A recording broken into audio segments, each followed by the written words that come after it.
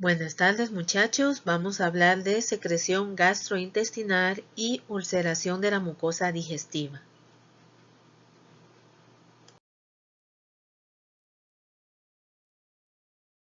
Existen diferentes enfermedades relacionadas con el ácido.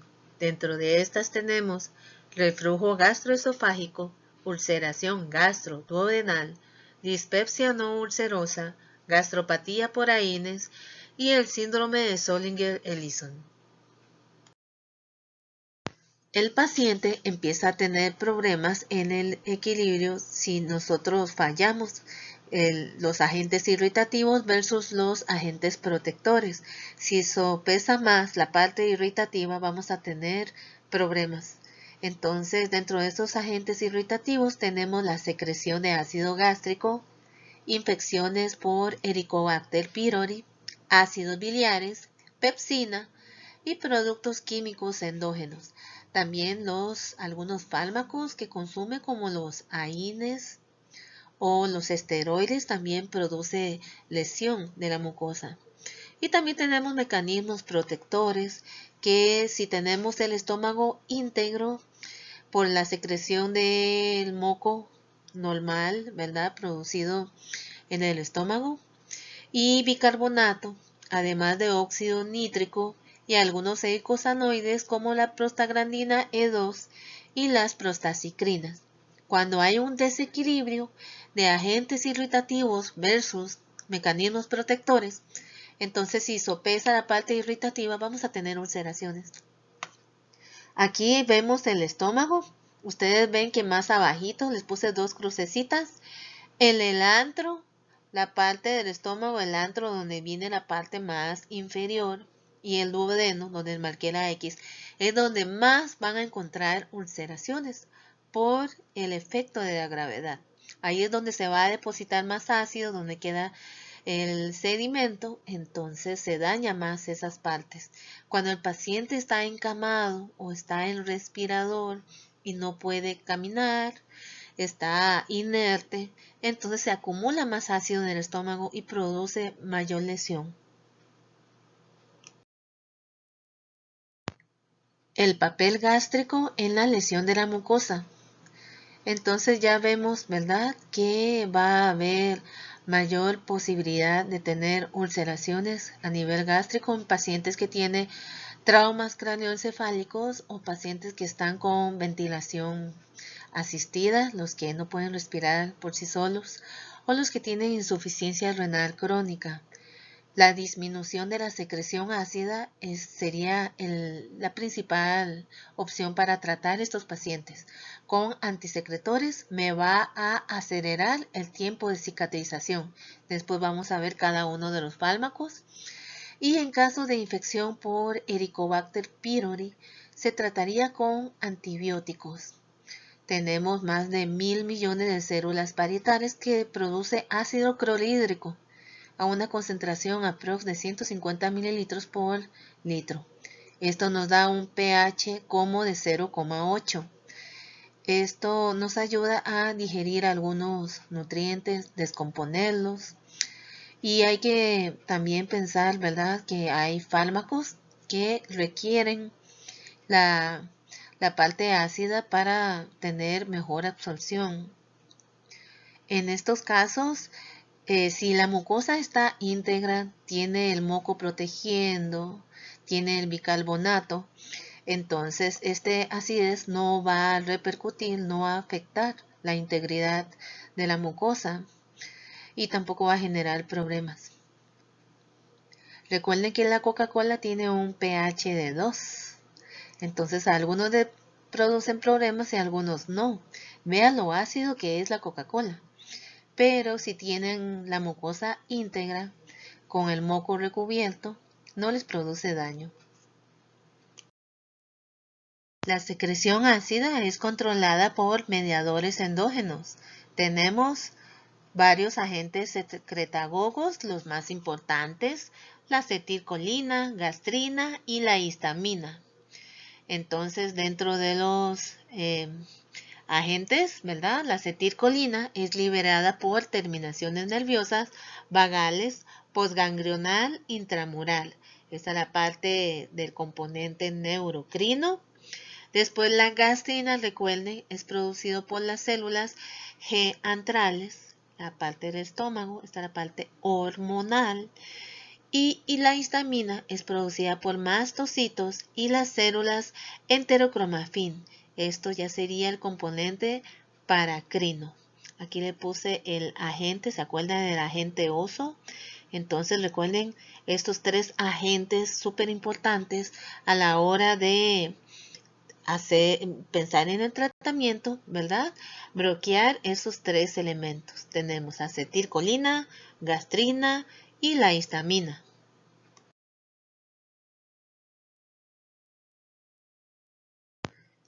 Entonces la acetilcolina, gastrina y la histamina me van a actuar sobre la célula parietal. Va a tener receptores para cada de uno de estos agentes secretagogos. Todos estos son receptores asociados a proteína G. Recuerden, en la célula parietal. La acetilcolina y la gastrina me va a activar la fosfolipasa C. Estos me va a producir el inositol trifosfato y el diacilglicerol. Todos estos me va a aumentar el nivel de calcio intracelular y aumenta el nivel citosólico. Y aparte la histamina me va a producir una estimulación de los receptores de histamina H2 que me va a activar la adenilircicrasa aumentando el AMP cíclico. Tenemos otros mediadores que más bien nos van a frenar la producción de ácido, somatostatina y las prostaglandinas, que después vamos a hablar de eso. El paso final del proceso de secreción ácida va a necesitar siempre la activación de esta bomba. Hidrógeno potasio ATPasa. Me va a cambiar un hidrógeno por un potasio. Es el inhibidor de la bomba de protones.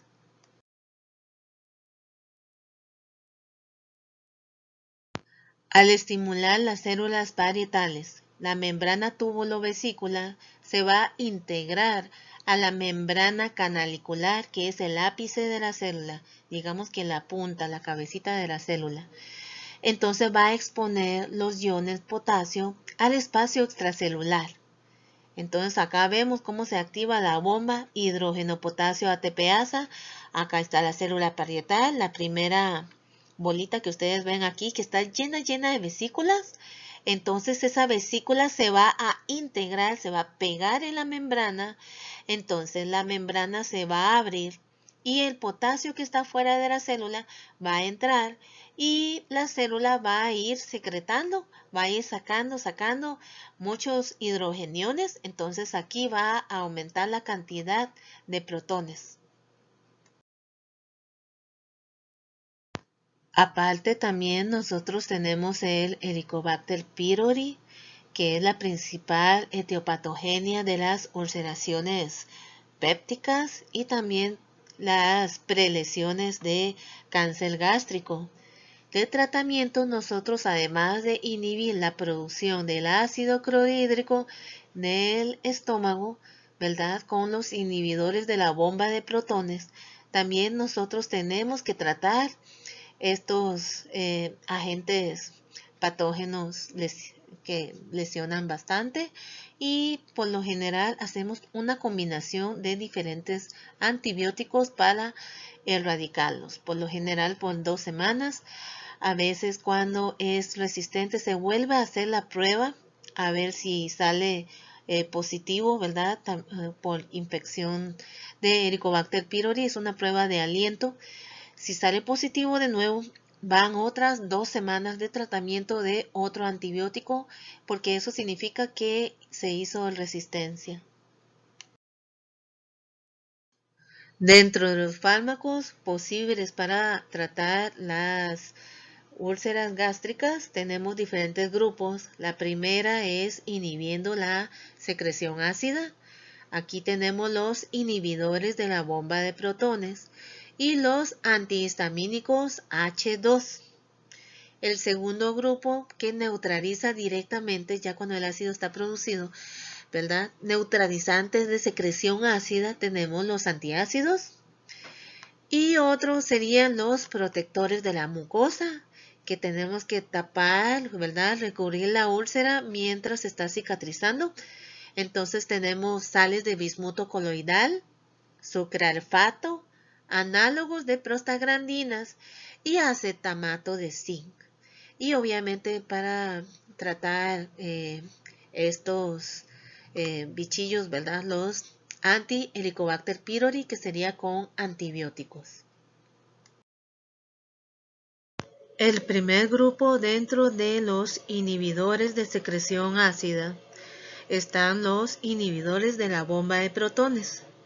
Estos se llaman así porque actúan directamente en la bomba hidrógeno-potasio ATPasa o la bomba de protones. Dentro de este grupo están todos estos fármacos que terminan en prazol.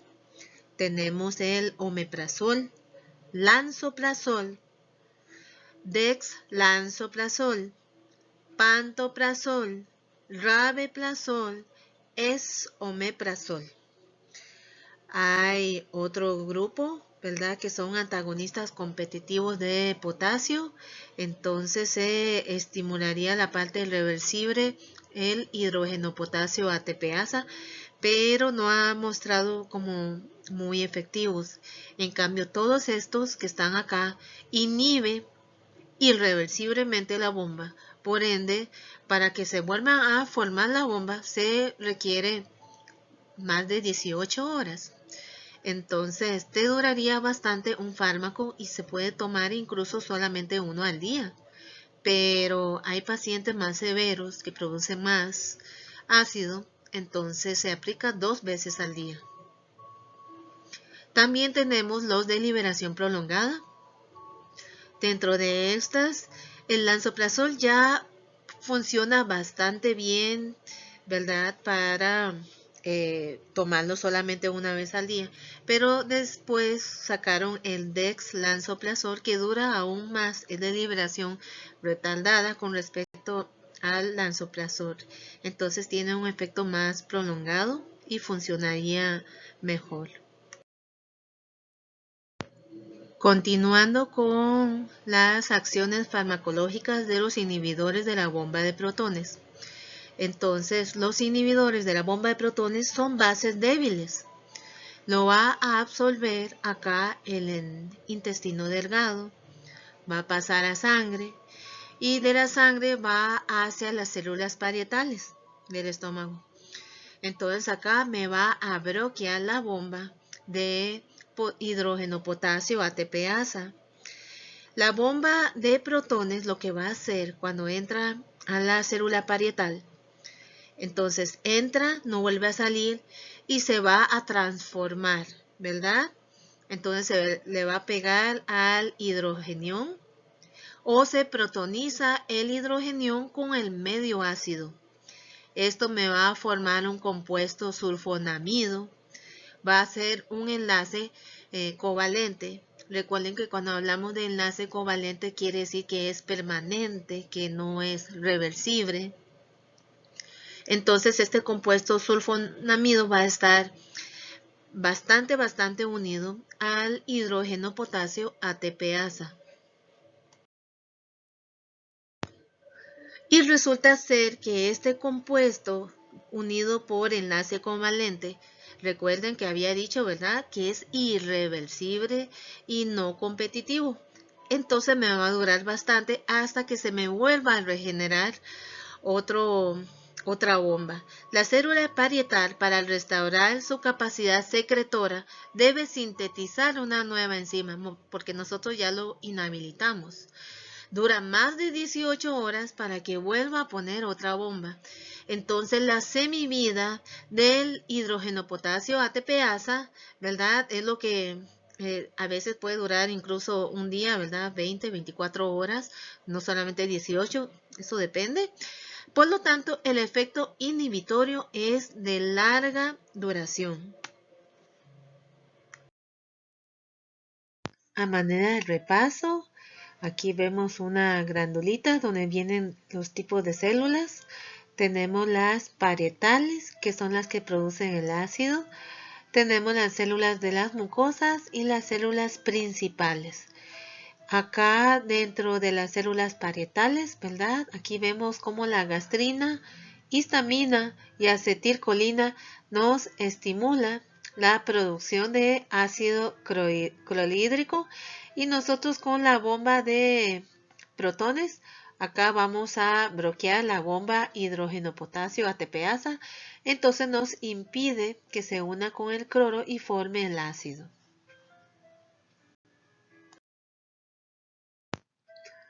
Continuamos con las acciones farmacológicas. Cuando la célula parietal no secreta ácido, el inhibidor de la bomba de protones no se va a acumular en el canalículo secretor ni se va a transformar en un producto activo. ¿Eso qué significa? Que necesitamos estrictamente el medio ácido para que este medicamento actúe. Por lo tanto, no va a actuar sobre la bomba hidrógeno-potasio ATPasa en reposo. Y recuerden que tenemos también este tipo de bombas en muchas partes de diferentes células, ¿ok? Pero en reposo no va a funcionar, no va a actuar.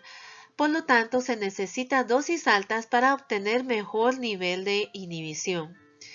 En el riñón y en el colon, por ejemplo, también tenemos la enzima súper parecida al hidrógeno potasio ATPasa, pero por no tener un medio ácido, los inhibidores de la bomba de protones no se van a atrapar ni se van a activar. Por lo tanto, no produce ningún efecto. La duración del efecto antisecretor es máximo en las primeras 4 a 6 horas y mantiene disminuida la secreción ácida hasta incluso 24 horas después. Revisando la farmacocinética, ¿verdad? Tenemos tabletas con cubiertas entéricas que me va a favorecer la absorción en el duodeno. Tenemos el pantoprazol y rabeprazol. Tenemos también capsulitas en granitos adentro. Tenemos omeprazol, lansoprazol, esomeprazol. También tenemos otros medicamentos que se le puede dar para enteral o intravenoso. El omeprazol, esomeprazol, pantoprazol, y cada vez va a haber más presentaciones inyectadas ya cuando el paciente no puede consumirlo, ¿verdad? O está intubado, entonces es más beneficioso esta otra vía. Tienen reducida la biodisponibilidad inicial, su efecto máximo se alcanza incluso 5 a 7 días de administración en dosis repetidas. ¿Qué quiere decir? No quiere decir que al inicio que uno se toma el medicamento no le vaya a funcionar. Sí alivia un poco el malestar producido por la acidez, pero para tener una efectividad mayor, ¿verdad? Como se va a ir acumulando el medicamento, entonces ya el paciente va a sentir mejorías 5 a 7 días, ¿verdad? Va a tener mejores efectos porque lo va a recibir también en dosis repetidas. Tiene alta unión a proteína, más del 90%, por lo tanto tiene un volumen de distribución escaso. Atraviesa la barrera hematoencefálica y placentaria. Por ende, sí produce efectos centrales, puede provocar un poquito de náuseas, ¿verdad? Malestar. Y son pocas, ¿verdad? Pero puede producir. Y placentaria en este caso no se ha demostrado que en animales haya teratogenia, quiere decir que afecta al bebé, ¿verdad? Pero no se ha demostrado de verdad en humanos, a ver si le pasa algo al bebé. Tiene que ver beneficio, ¿verdad? Versus riesgo, a ver si amerita tomárselo. Entonces recuerden que cuando está embarazada hay que pensarlo bien antes de dárselo a la paciente. Y tiene una excreción renal de 80%.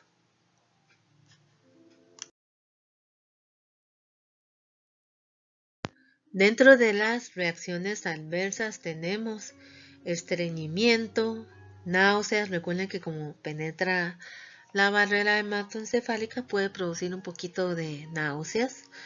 Dolor abdominal puede pasar, mareos, cefaleas. Recuerden que no son comunes, pero tomarlos en cuenta, ¿verdad? Erupción cutánea en algunos casos también, ¿verdad? Puede brotarse como espinillitas. Y más grave, pero no hay que, ¿verdad? Ignorarlo, porque sí son gravecitas, pero muy poco frecuentes.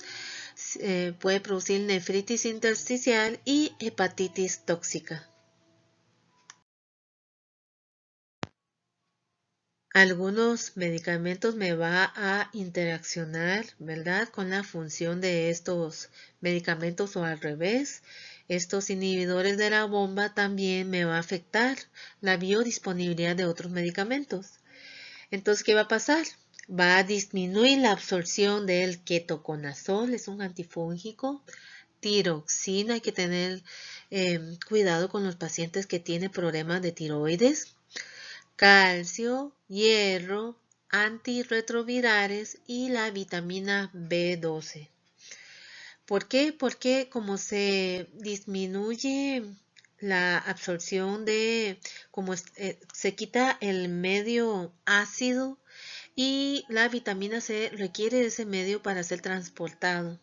Entonces puede llevar a serios problemas de desnutrición que más adelante podemos hablar. Produce aumento de bacterias por disminución de la cantidad de ácido clorhídrico.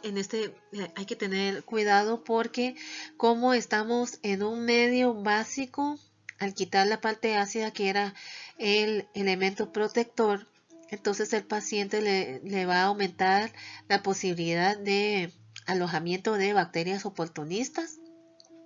Y parte de estas bacterias pueden afectar también los pulmones. Aumenta la posibilidad de neumonías, más si el paciente está hospitalizado, va a adquirir neumonía nosocomial, o sea, las bacterias que se pegan en el hospital. Aumenta la absorción de digoxina, nifedipina, aspirina. Ahí hay que tener mucho cuidado porque con la aspirina puede empeorar el sangrado. Furosemida y claritromicina. Bueno, en este caso, si está consumiendo claritromicina para erradicar el Helicobacter pylori y me estamos aumentando la absorción, entonces quiere decir que va a haber mayor biodisponibilidad de este antibiótico. Entonces, no tiene acción bactericida, pero al disminuir la degradación por el ácido de este antibiótico, entonces me va a actuar más tiempo sobre el germen. Entonces sería más bien una buena combinación, por ende se recomienda darlo junto. El inhibidor de la bomba junto con la claritromicina. Por eso aquí le puse un like, ¿verdad? Para que se acuerden. Siguiendo con las interacciones farmacodinámicas y farmacocinéticas, interfiere en el metabolismo del citocromo 2C19, actúa por esta parte. La parte de anticoagulantes orales, como el clopidogrel, me va a aumentar la cantidad. Benzodiazepinas y la fenitoína. Entonces hay que tener cuidado porque la parte de la fenitoína va a aumentar la toxicidad. No son teratogénicos. Bueno, recuerden que yo había dicho que no son teratogénicos comprobado en animales. En seres humanos, nadie quiere someterse a ser estudiado a ver si su bebé va a estar afectado o no. Pero ya cuando pasa la parte de organogénesis, recuerden que en el último trimestre el bebé solo está engordando, ¿verdad? Entonces ahí podría usarse porque hay más síntomas de pirosis. De escoger la etapa, yo escogería ya en el último trimestre para darle a la paciente. Y si está amamantando, como pasa también, ¿verdad? La leche materna, hay que tener cuidado porque el bebé le va a afectar en la parte de que no va a aumentar de peso. Ahora vamos con otro grupo de antiácidos, los antihistamínicos H2. Es exclusivo la parte H2 en la parte de la secreción gástrica. Mucha gente lo ha dejado atrás porque es mucho más efectivo, ¿verdad? La parte de los inhibidores de la bomba. Pero desde tiempos de de antes, desde los 70 hasta el momento, se utilizaba mucho este grupo de fármacos. Acá tenemos bueno, yo puse tratamiento de segunda línea porque siempre se prefiere los inhibidores de la bomba, pero ahí hay que ver cada paciente. La cimetidina está dentro de este grupo, ranitidina, famotidina es lo que casi dan a todos los adultos mayores en la caja, ¿verdad? En los EVAIS, famotidina, lisatidina, roxatidina. Para hacer una memotecnia, entonces recuerden, ¿verdad? Antihistamínicos H2. Entonces puse que era la historia de 2 ranas, ¿ok? Acá están 2 ranas, ranitidina, famosas, famotidina, del cine, bueno, cimetidina, que se llama Nixa y Roxa. Muchos están en contra de estos fármacos porque alegan que no sirven para nada, ¿verdad? Que no les hacen nada, que aún padecen de molestias gástricas, tal vez porque no se le está dando o no lo están tomando como debe ser. Estos tienen acción directa sobre la secreción ácida, cuando ya el ácido está afuera, ya producido. Compite con los receptores H2, entonces me va a disminuir la producción de ácido por las células parietales. Es efectivo, ¿por qué? Porque en la secreción nocturna hay mayor cantidad de ácido, entonces funciona mucho mejor en la noche. Por ende, se le recomienda al paciente tomarlo HS, hora sueño. Entonces, este grupo de H2 tiene buena absorción vía oral, tiene poca unión a proteína, casi todo lo que se toma va a estar libre actuando en el cuerpo, atraviesa la barrera hematoencefálica, puede producir también malestares a nivel central un poco, no es lo frecuente, pero si se le da hora de sueño no va a tener problemas con el paciente, va a estar dormido. Sufre metabolismo hepático, excepto la nisatidina y famotidina, ¿verdad? Bueno, la parte de metabolismo hepático 20 a 40% y se excreta vía renal. Sí se le da intravenoso. Y recuerden que las personas que tienen insuficiencia renal hay que bajarle la dosis. Ok, regresando a la parte si era efectivo, que no funciona y todo, recuerda que les había dicho, ¿verdad? Que tienen que saber tomárselo bien. Además de producirlo en la noche, hay que tener cuidado, ¿verdad? Que si se toma por un tratamiento más prolongado, como el mes, ya va a generar tolerancias. Entonces, un tratamiento del mes, o sea, 4 semanas. Si lo suspendemos súbitamente hay que tener cuidado porque me va a producir hipersecreción del rebote, más, ¿verdad? Si se tomaba en las noches. Pero se puede, digamos, tomar 4 semanas. Entonces ya vuelve a ser como poco efectivo. Lo puedo ir alternando, ¿verdad? Con los inhibidores de la bomba de protones.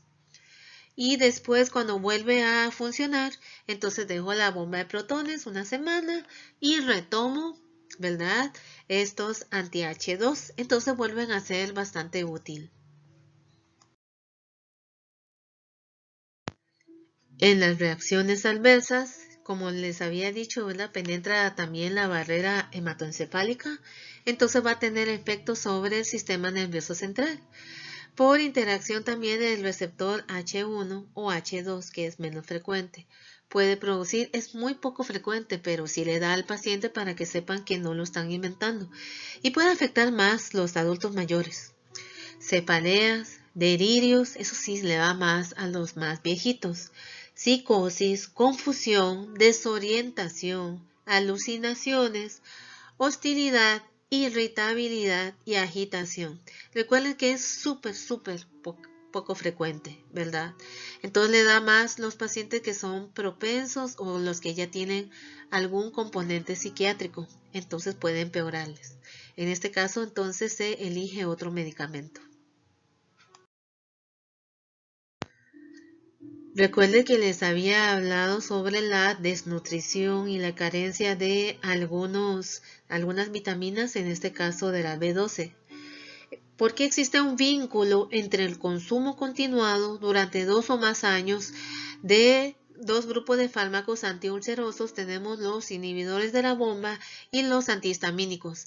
Son pacientes que toman estos medicamentos por mucho tiempo, entonces ya el estómago ya casi como que está básico, no tiene secreción ácida. Entonces hay concentraciones deficientes de la vitamina B12. Los déficits de esta vitamina se asocian con anemia perniciosa y problemas neurológicos, incluyendo la predisposición a la demencia. Así pues, la anemia perniciosa no está causada por déficit en sí de la vitamina B12, sino que es por la carencia de una glucoproteína que se denomina factor intrínseco, presente en el jugo gástrico. Claro, nosotros lo estamos neutralizando. Es imprescindible esto para el transporte de la vitamina B12 al interior de las células que tapizan el intestino. Desde ahí hay otras proteínas denominadas genéricamente transcobalaminas que distribuyen la vitamina en los tejidos periféricos. Todo eso por tener un medio acrolídrico, o sea, sin ácido. Entonces estos pacientes caen en anemia y esto también conlleva a serios problemas neurológicos y afecta más grave a los adultos mayores. Y en tratamiento prolongado con cimetidina. Cimetidina por lo general se le da en suerito a pasar como 1 hora al paciente, se pasa lentamente. Entonces un tratamiento, digamos, a nivel crónico por mucho tiempo con cimetidina se da muy poquito, casi siempre es de manejo en la clínica, ¿verdad? Pero lo que sí se ha visto, ¿verdad? Los que si padecen bastante de gastritis y solamente por vía intravenosa se le baja, a largo plazo produce acciones androgénicas. En este caso sería antiandrogénicas, ¿verdad? Porque crea una resistencia de los tejidos con la testosterona. Entonces no va a responder a esta hormona masculina. Entonces, en caso de la mujer no hay problema, pero en el caso del hombre sí. Entonces va a producir ginecomastia, ¿verdad? En hombres, pues, los pechos grandes no son tan atractivos, ¿verdad? La parte de hiperprolactinemia a veces también puede secretar leche por esas mamas. Imagínese para un varón si llegara a pasar eso, ¿verdad? Claro, muchos se burlarían, ¿verdad? Sería motivo de... Ok, también se va a alterar la parte del libido y va a haber impotencia.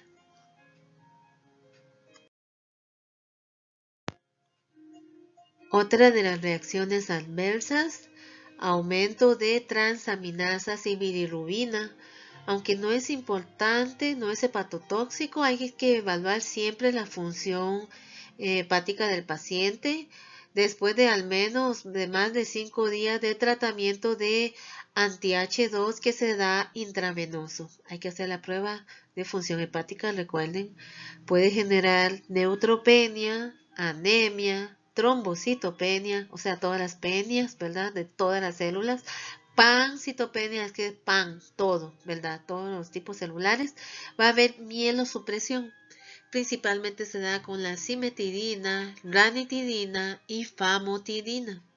Son reversibles, pero siempre hay que tener precaución más si el paciente está con trasplante de médula ósea. Entonces está con recién trasplantado la médula y nosotros le matamos todas las líneas celulares. Y todos los anti-H2 puede causar aumento de creatinina plasmática, sin empeorar la patología renal preexistente. No es algo como que afecte gravemente al paciente. Puede generar bradicaldias e hipotensión si se le da en infusión de intravenoso rápido. Entonces se administra de forma lenta, pasando en 15 a 20 minutos al menos, disueltos en 100 mililitros de suero fisiológico o infusión continua. A veces, ¿verdad? Para tranquilizar al paciente, que se quede ahí, que ustedes lo pueden hacer incluso a una infusión más lenta. Y hay gente que le ha pasado más, ¿verdad? De más mililitros de suero fisiológico y se le da, a veces se le deja pasar una hora, mientras también se le agrega buscapina para bajarle también, si tiene colitis agregado, le puede aliviar bastante. Ahora vamos con otro grupo, ya serían los antiácidos, los que neutralizan el ácido una vez excretado, ¿verdad?, en la luz gástrica. Entonces acá tenemos, neutraliza el ácido clorhídrico en la luz gástrica, requiere la presencia permanente del compuesto, por lo tanto, una sola dosis, el efecto es bastante pasajero. Digamos que puede aliviar en el momento, pero puede regresar, ¿verdad?, dentro de unas 2-3 horas. Depende de la velocidad de vaciamiento gástrico. En ayuna puede tener un efecto de 15 a 20 minutos y post comida, ¿verdad? El efecto ya puede ser mayor de 3 a 4 horas. Hay dos grupos, óxidos o hidróxidos de metales, de cationes. Dentro de los metales tenemos magnesio y aluminio. Estos no tienen efecto sistémico, por lo tanto es mejor.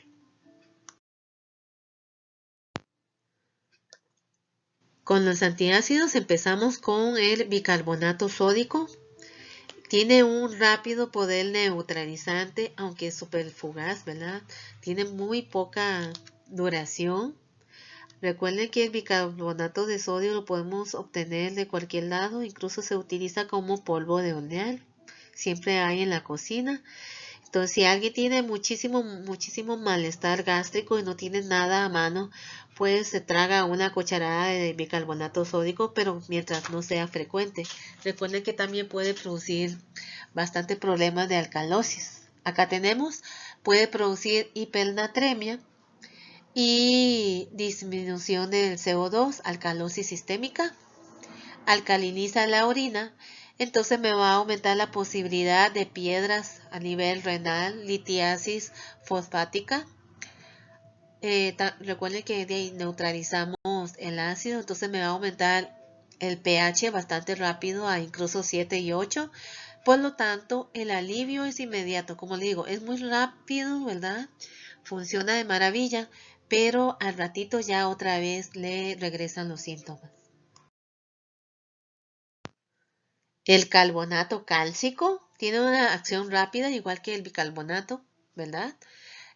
Su acción antiácido también es potente. Puede producir, igual que el anterior, alcalosis sistémica. Y del rebote puede aumentar la producción de ácido clorhídrico y los iones de calcio me puede estimular más las células parietales. Entonces me puede liberar aún más gastrina y potencia la secreción. O sea, ya el rebote va a ser más gravecito después. Las reacciones con los iones fosfato, carbonato y bicarbonato, todas estas sales, todos esos iones, me van a formar sales insolubles en el intestino y puede generar pegas, ¿verdad? Más si el paciente tiene problemas de estreñimiento, puede empeorárselo. Dentro de estos medicamentos, recuerde que está el TUMS.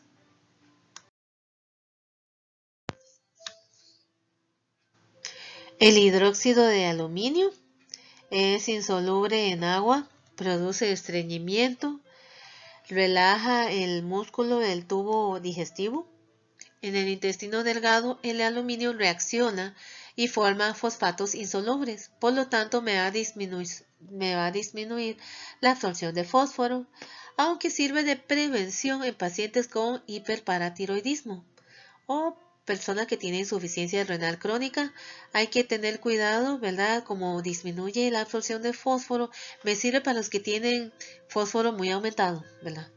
Pero con las personas que tienen hipofosfatemia y desmineralización esquelética, sí debo tener más cuidado. También puede generar el síndrome de presión de fósforo, ¿verdad? asociado a hipofosfatemia, hipofosfaturia, hipercalciuria, dolor óseo, debilidad muscular, parestesias, convulsiones, anorexias y malestar general. Entonces hay que tener cuidado, hay que hacer conteo, ¿verdad? Control más bien del fósforo. Y dicen que a largo plazo no se ha demostrado con grupo de ensayos así con mucha gente, ¿verdad? Dice que puede generar toxicidad con aluminio. Recuerden que en la enfermedad de Alzheimer se ha detectado concentraciones muy altas de aluminio y por ende si estoy consumiendo medicamentos a nivel crónico con aluminio, sí me puede empeorar la patología. Como este medicamento produce estreñimiento, entonces hay muchas enfermedades que producen diarrea. El hidróxido de aluminio les ayuda a parar un poco la diarrea. O tenemos el caso contrario que sería el de magnesio. La leche de magnesia produce diarrea. Bueno, ayuda más bien a evacuar y se compensa poniendo el hidróxido de aluminio para que no le provoque esa diarrea.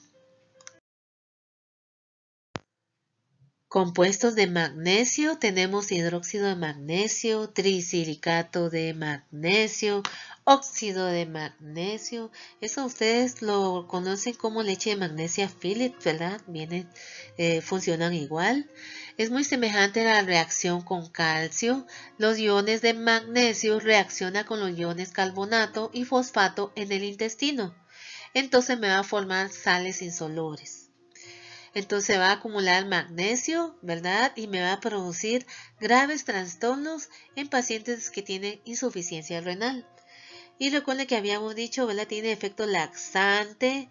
La leche de magnesia Philips uno lo usa, ¿verdad? Cuando está estreñido de muchos días y no ha podido dar del cuerpo y el abdomen está todo distendido, ¿verdad?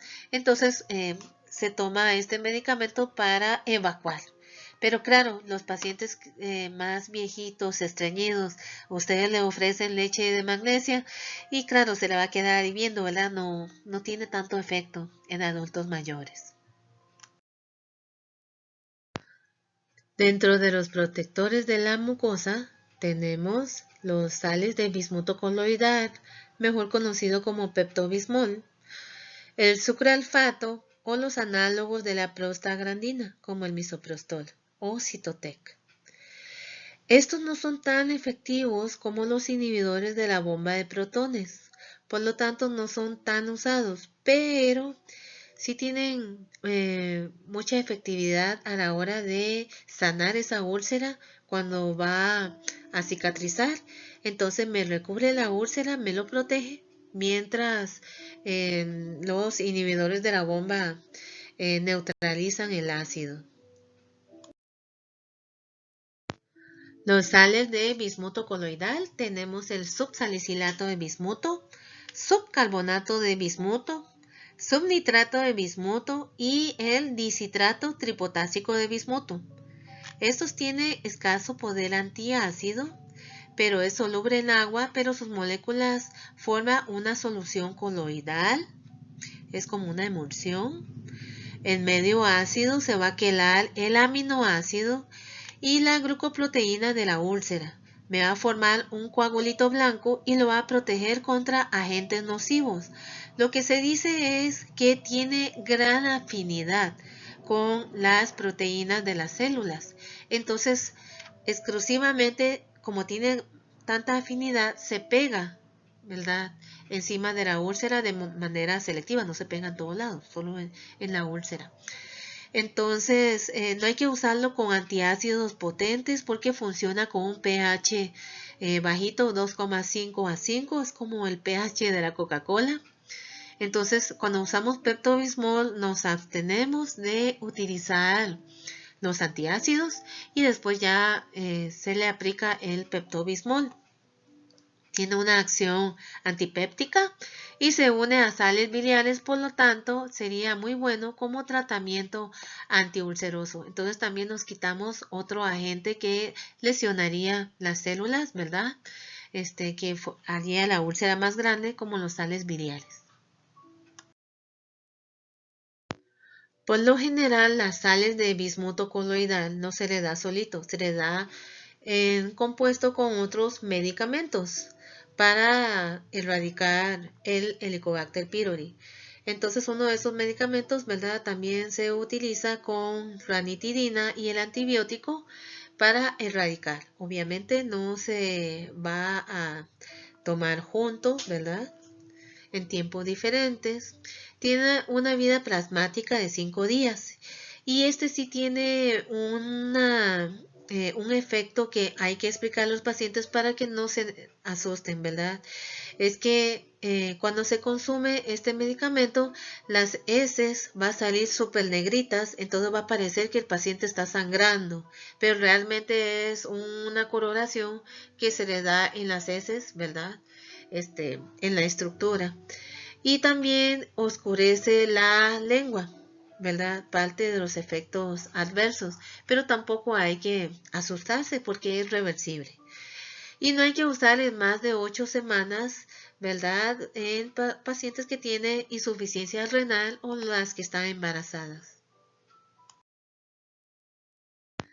Otro de los protectores de la mucosa, el sucralfato, es un complejo de fructofuranosil piranósido o sulfato de aluminio. Se consume vía oral, entonces más bien este trabaja con un pH ácido, puede consumirlo con el antiácido. Entonces con un pH bajito me va a formar una pasta súper pegajosa sobre el cráter ulceroso y lo va a proteger del ácido y la pepsina. Entonces el sucralfato quiebra la bilis, disminuye la absorción de algunos sales biliares y tiene efecto trófico sobre la mucosa gástrica. Además de que protege esa úlcera, vea todas las cosas buenas que hace. Aumenta el flujo sanguíneo, aumenta los factores de crecimiento en las zonas de la lesión, activa el macrófago, entonces me va a formar tejido de granulación en la zona de la lesión. Aumenta la formación de factores endógenos protectores de la mucosa, como el óxido nítrico o la prostaglandina, y me estimula la secreción de bicarbonato y moco. Tiene muchas buenas funciones. Es polar, poco soluble, solo se absorbe 3 a 5%. El resto se elimina por orina sin modificar, entonces no produce toxicidad, digamos. La duración de la acción puede durar aprox unas 5 horas y por lo general son bien tolerados. Como todo efecto, ¿verdad? También tiene sus reacciones adversas. Son muy poco frecuentes, pero hay que tomarlas en cuenta. Puede producir estreñimiento, sequedad de boca, náuseas, vómitos, malestar general, como digo, todo es como poco frecuente, pero tomarlo en cuenta. Vértigo, erupción cutánea. Puede también generar una masa como besoar gástrico, ¿verdad? O hipofosfatemia. Un besoar gástrico a veces se queda ahí pegado, entonces impide que pase el bolo fecal, se queda ahí pegado. Hay que tener mucho cuidado, hay que hidratarse mucho mientras está consumiendo este medicamento y consumir mucha fibra para que no quede ese besoar atascado, ¿verdad? Intoxicación con aluminio. Entonces hay que tener cuidado con las personas que tienen insuficiencia renal y está con diálisis. No se recomienda el sucralfato. Como puede formar una masa ahí en la úlcera, puede generar también este besoar y hay que tener mucho cuidado. Este otro grupo es bastante bueno, ¿verdad? Para las ulceraciones gástricas, tiene mucho efecto beneficioso, pero está contraindicado en mujeres en edad reproductiva. ¿Por qué? Ustedes deben haber escuchado algo del Cytotec. El Cytotec se utiliza como abortivo. Entonces, en fases tempranas del desarrollo fetal, o sea, del embarazo, si uno quiere, si la mujer piensa deshacerse del bebé en etapas tempranas, entonces consume el Cytotec, el famoso Cytotec. Este es misoprostol. Entonces, este lo que hace, ¿verdad? Además de todos los beneficios gástricos, ¿verdad? Produce contracción uterina. Entonces se puede eh, retirar el bebé antes de tiempo, ¿verdad? Entonces se utiliza como abortivo en el mercado negro. Pero vamos al lado bueno, ¿ok? Entonces, como son análogos de la prostaglandina, y recuerden que la prostaglandina tiene efectos bastante beneficiosos en la mucosa gástrica, la prostaglandina y las prostacicrinas sirve para profilaxis de gastropatía por AINES. Las personas que tienen problemas reumatológicos y deben consumir AINES a nivel crónico, este medicamento les sirve para proteger el estómago.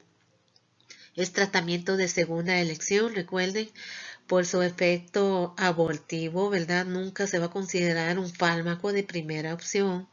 Además, todas las mujeres jóvenes que van a buscar estas pastillitas para su gastritis, muy difícilmente se lo van a creer, ¿ok? Entonces, y si va un viejito, ya señor, pues ya es más factible, ¿verdad? De que se lo vendan. Incluso piden, ¿verdad? Una prueba de embarazo negativa, ¿verdad? Para poder comprarlo. Entonces, vean los beneficios que tiene. Obviamente a nivel gástrico. Actúa como vasodilatador, aumenta la producción de mucosidad y bicarbonato, estabiliza las lisosomas celulares, estimula el fenómeno de diferenciación y proliferación celular posagresión. Entonces protege bastante el estómago, además de que lo ayuda a regenerar y produce muchos factores protectores. El misoprostol es un derivado de la prostaglandina E1. Vía oral se esterifica en ácido libre como aplicación terapéutica, tiene una vida media de 20 a 40 minutos y se excreta por orina. Otro análogo de la prostaglandina E1 tenemos del mismo grupo, rioprostilo. Continuando con los análogos de la prostaglandina, tenemos de la prostaglandina E2, alba-prostilo, emprostilo, trimoprostilo. Los derivados prostaglandínicos son inhibidores de secreción ácida potente. Me inhibe la adenilinciclasa. Como reacciones adversas, sí, ya les había dicho, ¿verdad? Dolor, calambres abdominales, contracción uterina en caso de la mujer, lo utilizan para otro fin, desgraciadamente, y diarrea. Otro grupo de los protectores de mucosa gástrica, el acetamato de zinc, tiene una efectividad muy semejante a los antagonistas de la H2. Los mecanismos de acción, ¿verdad? Sería inhibición de la secreción ácida. También lo va a proteger contra los AINES, los que toman AINES a nivel crónico. Estimula la producción de mucosidad o prostaglandinas y me va a modular la respuesta vascular. También ayudaría en la cicatrización de la úlcera y tiene escasa toxicidad. Dentro de las dosis recomendadas de los inhibidores de la bomba de protones, si ustedes ven acá el omeprazol, ¿verdad? Siempre va a oscilar entre 20 a 40 miligramos por día. Y también se recomienda que es mejor darlo de noche. Pero sí, a veces se toma en la mañana y en la noche mientras se estabiliza, ¿verdad? Recuerden que después de 3-4 días es cuando empieza a funcionar idóneamente. Ok. Para reflujos gastroesofágicos puede variar, ¿verdad? Desde 10 hasta 40 miligramos. Como le digo, va siempre de 20 a 40 aprox, ¿verdad? Helicobacter pylori 20.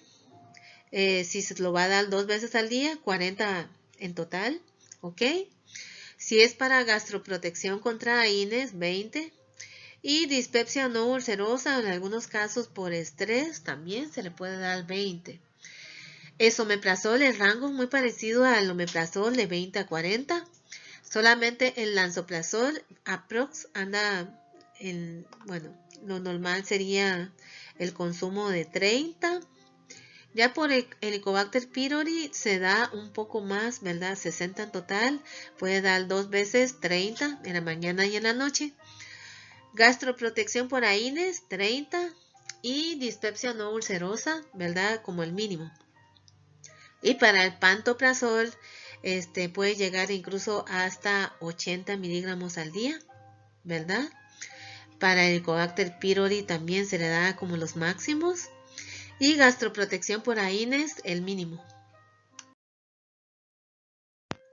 Dentro de las pautas para erradicación de Helicobacter pylori de primera elección, ¿verdad? Como les había dicho, siempre hay que neutralizar el ácido por el inhibidor de la bomba de protones.